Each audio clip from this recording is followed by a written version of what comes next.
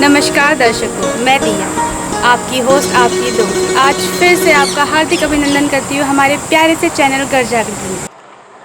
तो आज मैं आपको लेकर आई हूँ उत्तराखंड के प्यारे से शहर कोटद्वार में, जिसे भरत नगरी और कण्व नगरी के नाम से भी जाना जाता है।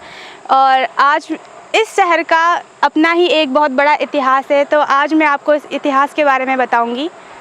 ऋषि विश्वामित्र को तो आप सभी जानते ही होंगे। प्राचीन काल में ऋषि विश्वामित्र जग कल्याण के लिए जब घनघोर तपस्या में लीन थे, तो देवराज इंद्र को भय लगने लगा कहीं हमारा स्वर्ग लोक हमसे छिन न जाए। इसी भय के कारण देवराज इंद्र ने अपनी स्वर्ग की सबसे सुंदर व सबसे कुशल अप्सरा मेनका को धरती लोक में भेजा, ताकि वह ऋषि विश्वामित्र की तपस्या को भंग कर दे। जब मेनका ने अपने नृत्य से, अपने गायन से ऋषि विश्वामित्र की तपस्या भंग कर दी, वह ऋषि विश्वामित्र ने अपनी आँख खोलकर जब मेनका को देखा तो वह उनके प्यार में मोहित हो गए।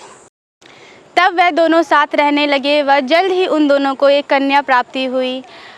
उस लोकलाज के डर से और समाज के डर से उन दोनों ने उस कन्या को वहीं जंगल में छोड़ देना ही उचित समझा। अप्सरा मेनका अपने स्वर्ग वापस लौट गई और जो ऋषि विश्वामित्र थे वो अपने अध्यात्म में दोबारा से लीन हो गए। उस नवजात शिशु की रक्षा एक शकुंतल नामक पक्षी ने की। वहीं से गुजर रहे ऋषि कण्व ने जब उस शिशु की किलकारी सुनी तो वह जाकर उसे उठाकर अपने आश्रम में ले आए। ऋषि कण्व ने उस कन्या का नाम शकुंतला रखा। कुछ समय पश्चात जब समय परवान चढ़ने लगा तो शकुंतला एक 17 वर्ष की सुंदर युवती बन चुकी थी।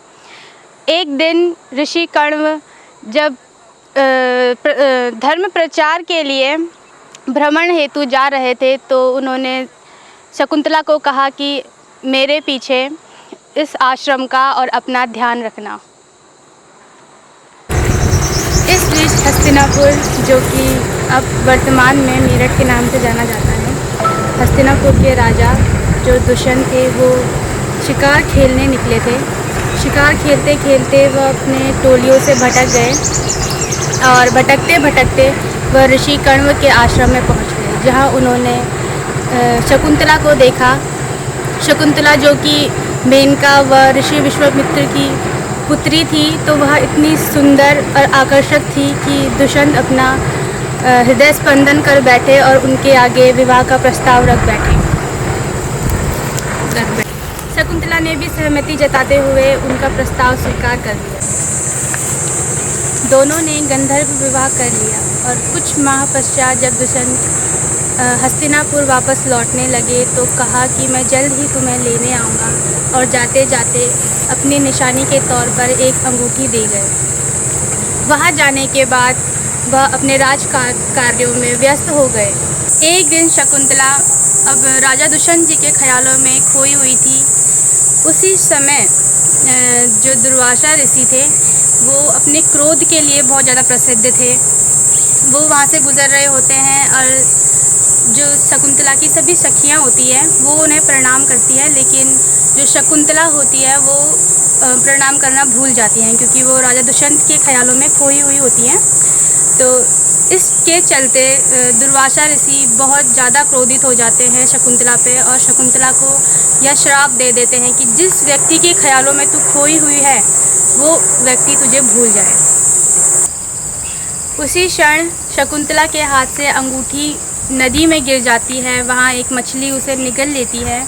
तो जो शकुंतला की सखियाँ होती है दुर्वासा ऋषि को सारी शकुंतला की स्टोरी बताती हैं, और शकुंतला ऋषि दुर्वासा से क्षमा याचना करती है। तो दुर्वासा ऋषि कहते हैं कि मैं अपना श्राप वापस तो नहीं ले सकता, लेकिन जब भी राजा दुष्यंत को उनकी दी हुई निशानी उन्हें मिलेगी तो वह उन्हें सब कुछ याद आ जाएगा और वो तुम्हें अपना लेंगे। कुछ माह के पश्चात शकुंतला माँ बन गई व उन्होंने बहुत ही सुंदर पुत्र को जन्म दिया, जिसका नाम भरत रखा गया। 8 वर्ष की आयु में भरत इतने बलशाली व वीर थे कि वह बाघ का जवाड़ा खोल उनके दांत भी गिन लेते थे।